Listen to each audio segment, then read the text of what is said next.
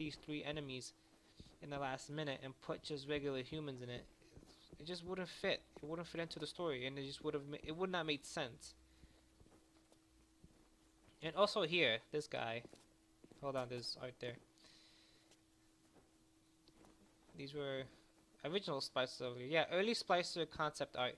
These are some of the first concept sketches to show Bioshock's enemies moving in more of a human-like direction. Artists that coupled that approach with the idea of Adam deformed the body in a way that related to its intended function. For instance, a giant, a grotesque arm with a melee melee enemy. Yeah, these were one of the earlier splicers. Early splicer concept. Now this is the same thing. Yeah, so these were originally supposed to be splicers that the atom mutates their bodies and then they would make them these. But this wouldn't be. They wouldn't fit. These are. What are these? Early splicer concepts. Moving from grotesque to human was a slow process. While early concept art saw the melee enemies grew monstrous arms, the team had trouble conveying how someone who had spliced to become a marksman would appear here. Would appear. Yeah, that's actually true. See, like, yeah, these look like mostly like Fallout enemies or like Metro, like 2013 or 2012 games. It would have been something like that. It's like I said, these enemies would have been some kind of like post-apocalyptic, enemies. Like I already said, like I say, like this looks mostly like a. Did I ever read this one? Oh no, I didn't read that one. Let's read this. Exhibit pre-Mayhand. Before solidifying the function around atom, iteration experimented with the idea of it being the internal injected substance. Here you can see us playing around with the atom being mechanically injected, said the lead artist Sean Robertson. So this splicer got veils of it on its belt. This model was created but never made into the game in any form. Yeah, so basically they were just messing around with the enemies. See, as over here it has Adam on its belt and it's just shooting down on its body. See, it would have been like a Resident Evil game. It would have been a Resident Evil art. Early Big Daddy concept art. These are early concepts for the Rosie type of Big Daddy who like the bouncer was envisioned as a construction worker who has been reproposed as a protector for the gatherers. Is the same thing here? Yeah. See, these were early Big Daddies, which they did put in the game, the early concept art, and then they just refinalized it. Yeah, these were the Rosie types. This concept art look mostly like from Scooby Doo, the ghost submarine guy. I forgot what it was called.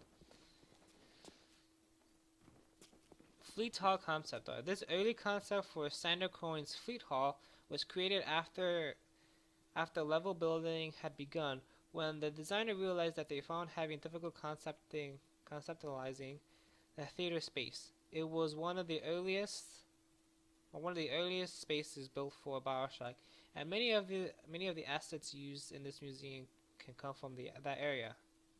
Hmm. Yeah, I guess that would have made sense. Um, which one is one? Ionic, Ionic Rapture concept art.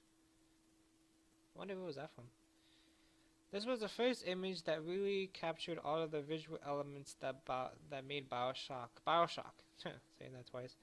A large view of the ocean, of an aquatic lighting scene, and the elegant art decor design elements. Without this image, Bioshock would have been really radical different beasts. Yeah, because this would have been a post-apocalyptic than an underwater thing. This here, what the hell is that? Looks like some kind of like water. It looks like the executioner from Resident Evil 5. It kind of looks like that. Yam Hand model. This character, deservedly called the Yam Hand, around iteration games, was the poster child of the conceptual phase that proceeded with the decision to go with human enemies. I'd like to point out this drawing behind this model lead head says lead artist Sean Robertson. You can see that the top one got built. Wait, what? You can see that the top one got built, but the other two informed the design as well. As we trended more toward humanoids, the Scooby monster got goofier and less scary. Yeah, this looks mostly like a Scooby-Doo type enemy. See, like I said, all these creatures will not fit into the game. Yeah, look at that. Bioshock. Early creature concepts. These were some of the earliest pieces done for Bioshock, back from when iteration was still working on SWAT 4. The only concrete ideas at this point were an undersea city and biological experimentation. So early concepts focus on these themes. Those mostly look like hunters from Resident Evil 4. Early creature concept. Same thing, just a different enemy. And also a slime of slug, blood inside the gas ports. That's for damn. Early Big Daddy concept art. This was one of the fourth protector concept originally created with an organic slug attached to it. A model was started but never completed as the team narrowed their focus to three and final just Big Daddy types. I still like this as a protector, says artist Rob Waters. We started modeling and I early pushed it to get it in, even as just a statistic model, just a statistic model on the floor, but it never made it. Yeah, this would have been one of the Big Daddies, just a regular machine instead of having a human on a suit, basically, what it was. What is this? I think this is one of the early models of splicers. Missing link model.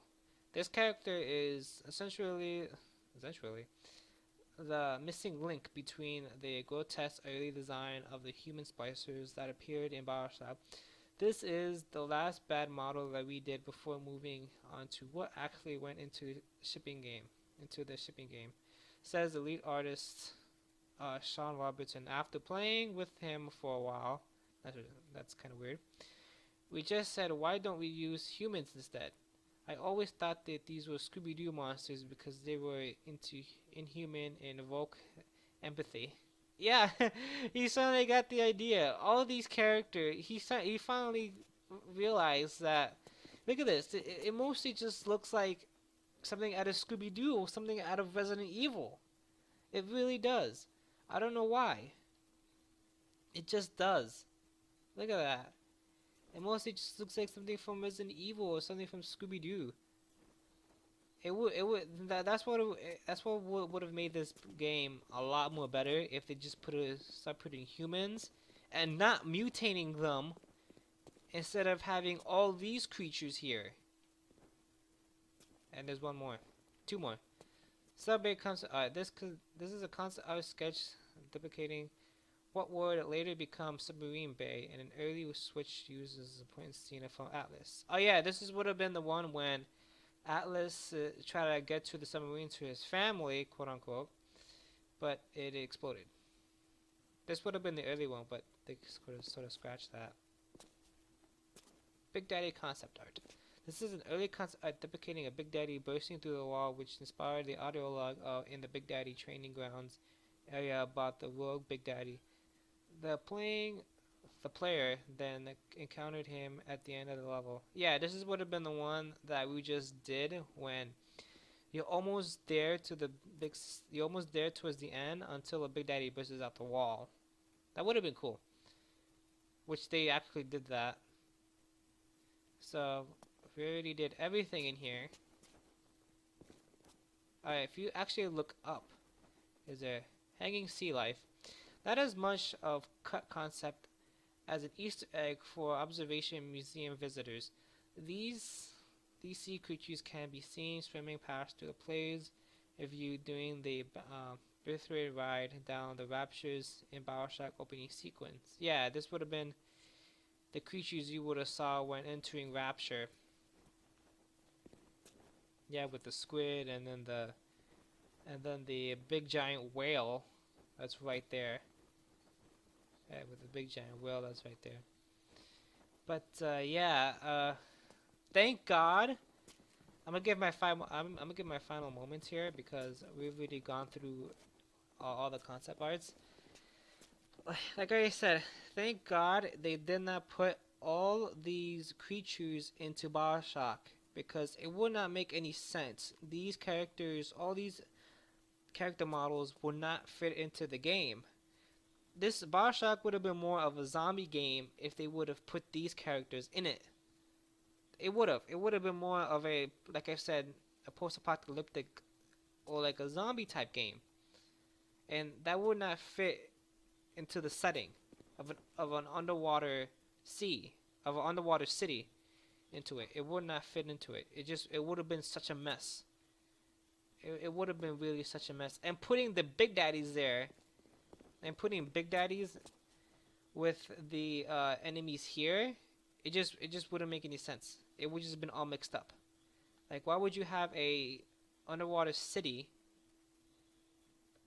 and have these monsters without any plot, without them having any plot? Of course they would have had they created the plot because of the gatherers, because of the atom, you know, them using it and then mutating.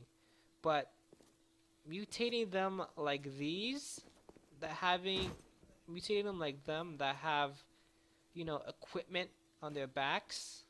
Like this one had throwing grenades. This one just carrying.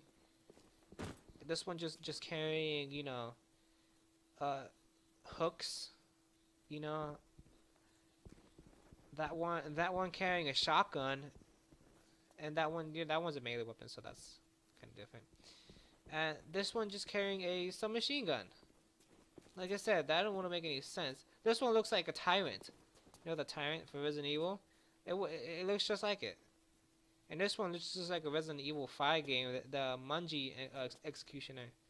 So like I said, this game would have been shit if they would have put these enemies in here. It really would have. It would have. They would have made this game. This game would have been shit if they would have put if they would have put these models in there. It really would have. And this game wouldn't have a good score. Actually, this game got a good score. I had a 9.5 out of 10 or a 9.0 out of 10, which made it a lot more, which made this game successful. The franchise made this successful. And look, bunch of Resident Evil games. Look at that. See, that would not make any sense.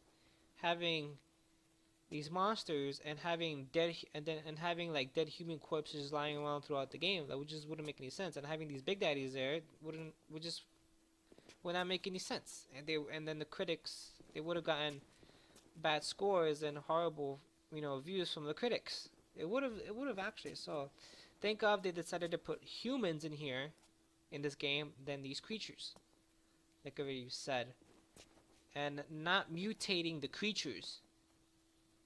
I'm not mutating these creatures.